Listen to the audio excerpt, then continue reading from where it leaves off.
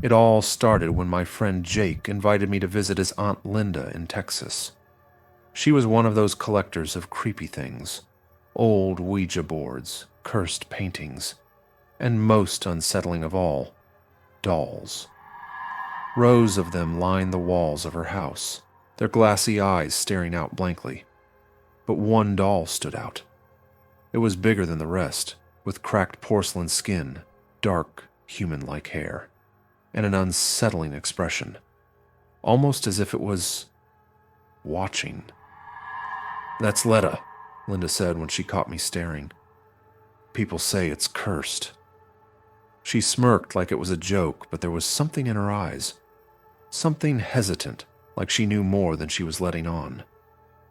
Jake and I exchanged glances, and I laughed. "Come on, it's just a doll." Linda shook her head. "It's different. It moves. People who take it home, well, bad things happen."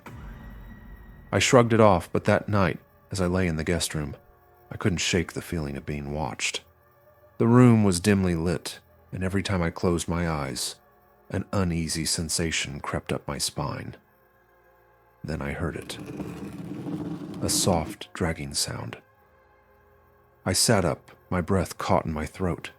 The noise was coming from the hallway right outside my door. It was slow, rhythmic, like something was crawling. I grabbed my phone and turned on the flashlight. The moment the beam cut through the darkness, the sound stopped. Holding my breath, I got up and crept to the door. I pressed my ear against it. Nothing. Just as I was about to turn away, the doorknob rattled. I stumbled back, my heart slamming in my chest. The handle twisted, and the door creaked open. The hallway was empty, but then I saw it. Letta, sitting in the middle of the hall. I was sure Linda had left it in her study earlier. I hadn't even been near the doll. I slammed the door shut and locked it. Sleep wasn't an option after that. I sat in bed, listening, waiting, hoping morning would come faster. By sunrise, I convinced myself it had to be a prank. Jake was the type to mess with me, and maybe Linda was in on it too. So, after breakfast, I pulled Jake aside. "Nice trick last night," I said, arms crossed. He frowned. "What trick?" I rolled my eyes. "The doll. You put it outside my door."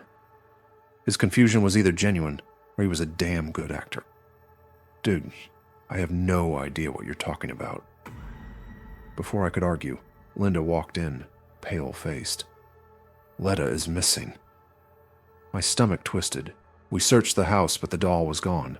No sign of it in the study, the hallway, or anywhere else. That's when the knocking started. 3 loud bangs on the front door. Linda rushed to open it. Nobody there. Then we heard it again, from inside the house. Jake and I turned to the back door. Another 3 knocks. We bolted outside, checking the yard. Empty. The neighborhood was quiet, the sun casting long shadows across the pavement. And then Jake pointed. Letta was sitting at the edge of the driveway facing us. My throat went dry. "Okay, this isn't funny," I said, stepping closer. The moment I reached down to grab it, a voice whispered in my ear. "Don't." I jumped back, spinning around. No one was there. Linda snatched the doll up and stormed inside, muttering something under her breath. I didn't ask questions. I just wanted to leave. That night, back at my apartment, I tried to shake it off. I told myself it was a trick of my imagination, that stress and exhaustion had gotten to me. But at exactly 3 a.m., I woke up to the sound of knocking. 3 slow, deliberate knocks. I lay frozen, my breath shallow. It was coming. From my closet. I didn't move. I didn't breathe. I just stared at the door, heart pounding. Then, the knob turned. I leapt out of bed, grabbed the nearest object, a lamp. and swung the closet door open. Nothing, just my clothes, my shoes. But then at the very bottom, a small handprint on the floor. A child's handprint. That was enough for me. I packed a bag, got in my car, and drove straight back to Linda's. I told her everything, my hands shaking the entire time. She didn't look surprised. "It followed you." I didn't know what to say. She led me to her backyard, where a small wooden box sat near the garden. Inside was Letta, wrapped in an old cloth. Linda whispered something under her breath, some kind of prayer, and sealed the box shut. "I'll take care of it," she said. I never asked what she did with it. I never wanted to know. I drove home that night, exhausted but relieved. But as I pulled into my driveway, my porch light flickered. And for just a moment, in the dim glow, I thought I saw something small move across my window. I didn't sleep that night, and to this day, every now and then, I swear I still hear faint knocks at my door.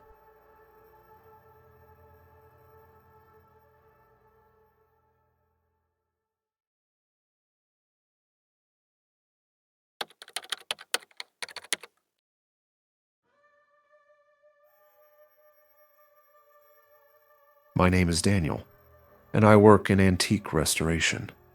I've spent years repairing old furniture, fixing vintage watches, and occasionally restoring dolls, porcelain, wooden, cloth, you name it. But the moment I laid eyes on Joliet, I knew something was different. She arrived in a small, unmarked box, sent in by a woman named Margaret. There was no note, just a phone number. The doll was beautiful in a haunting way. Porcelain face, glassy eyes, and dark, stringy hair that looked almost real.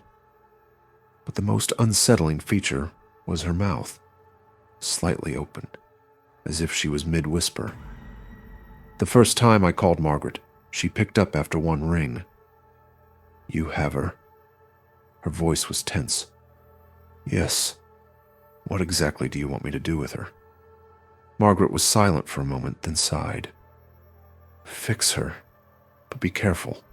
She's special." That should have been my first warning. I started working on Joliet the next day. Her dress was old and frayed, and one of her glass eyes was cracked, giving her a permanently lopsided stare. As I examined her closer, I noticed something odd. She had real human hair. That wasn't entirely unheard of in older dolls, but the texture made my skin crawl. I worked late that night, carefully cleaning the grime from her porcelain face. Around midnight, as I was finishing up, I heard it. A baby crying. I froze, my hands still gripping the cloth. It was faint, like it was coming from another room. But I lived alone. I stood up and checked every corner of my house.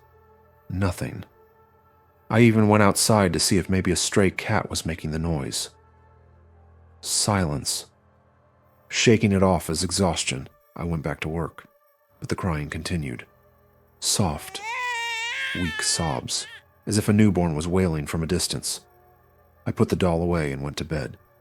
That night, I had a nightmare. I was standing in a dark, endless room. The only thing in front of me was a crib.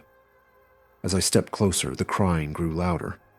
When I finally peered inside, I saw a tiny, frail baby wrapped in old blankets. And then, its eyes opened. They weren't human. They were Joliet's eyes. I woke up drenched in sweat, my heart racing. My bedroom was ice cold, despite the heater being on full blast. And worse, the crying hadn't stopped. It was coming from inside my workshop. I hesitated before getting up, every instinct telling me to leave the doll alone. But I had to know. I grabbed a flashlight and made my way down the hall. As soon as I opened the door, the crying stopped. Joliet was right where I left her, sitting upright on my workbench. But something was different. Her cracked eye. It was whole again. I stepped back, my breath catching in my throat. I hadn't fixed it yet. There was no way. But there she was, staring at me with both perfect, glassy eyes. I called Margaret the next morning. "What's wrong?" she asked immediately. I told her everything. The crying, the nightmare, the eye fixing itself. There was a long pause before she finally spoke. "You need to return her. Now." Margaret agreed to meet me that evening at an old church just outside town. When I arrived, she was already waiting. She looked older than I expected, her face lined with exhaustion. I handed her the doll, relieved to be rid of it. But before I could leave, she said something that made my stomach drop. "I should have warned you," she murmured. "Joliet doesn't belong to me. She belongs to my family, and she always comes back." I wanted to argue, to tell her I didn't believe in that kind of thing. But when I looked at her, I saw the truth written all over her face.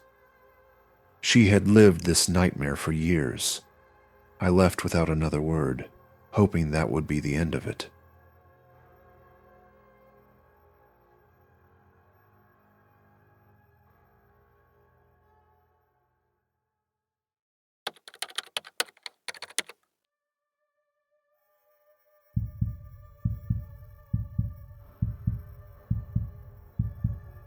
Nine. I've seen a lot of strange things in my life.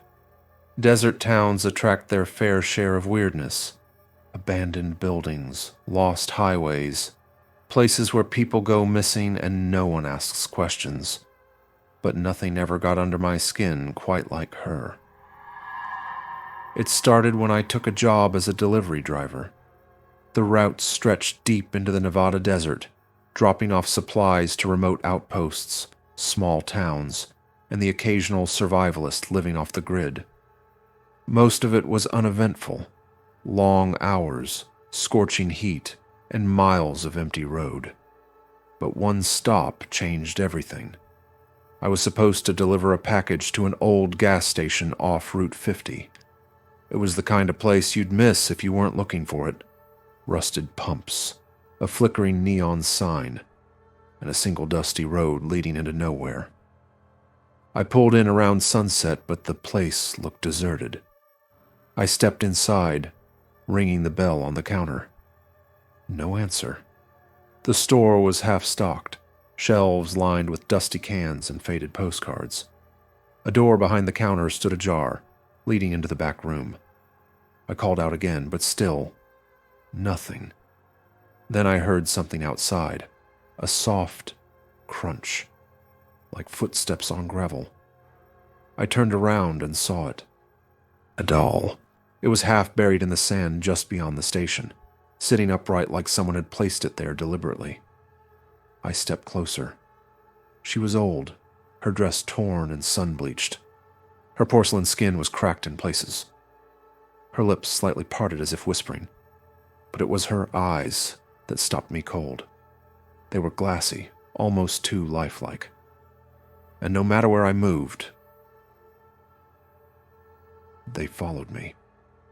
A gust of wind kicked up dust around her, and for a moment, I swore I heard something. A faint voice, just on the edge of hearing. "Don't leave me." I took a step back, my pulse hammering. I'm not the superstitious type, but something about that doll felt wrong. The way she sat so perfectly in the middle of nowhere, untouched by time, like she had been waiting. I wasn't about to stick around and find out why. I hurried back to my truck, tossing the package on the seat. As I climbed in, I glanced in the rearview mirror. The doll was closer. I hadn't heard anything, hadn't seen her move, but she was now at the edge of the lot. I threw the truck into gear and sped off, my hands gripping the wheel tight. The gas station disappeared in my mirrors, swallowed by the desert. But the feeling didn't leave me. That night, back at my motel, I couldn't shake the unease. The room was stifling, the AC barely working, but I couldn't tell if the sweat on my skin was from the heat or something else. I turned off the lights and tried to sleep, and that's when I heard it. A soft, scraping sound, like something small dragging across the motel carpet. I sat up, heart pounding. The room was pitch dark. I reached for my phone, turned on the flashlight, and there she was, sitting on the chair by the window. The doll. My breath caught in my throat. I had left her behind. I saw her disappear in the distance, but now she was here. I grabbed my keys, threw on my shoes, and bolted. I didn't care that it was the middle of the night. I got in my truck and just drove. I didn't stop until I reached a diner an hour down the road. I sat in the brightly lit parking lot, hands shaking, trying to catch my breath. And then, my phone rang. Unknown number. I hesitated before answering. A woman's voice, raspy and low, whispered 2 words. "You forgot me." I hung up and threw my phone on the seat, every nerve in my body screaming to leave. By the time the sun rose, I had made up my mind. I was done with that route. I never went back. Never saw that gas station again.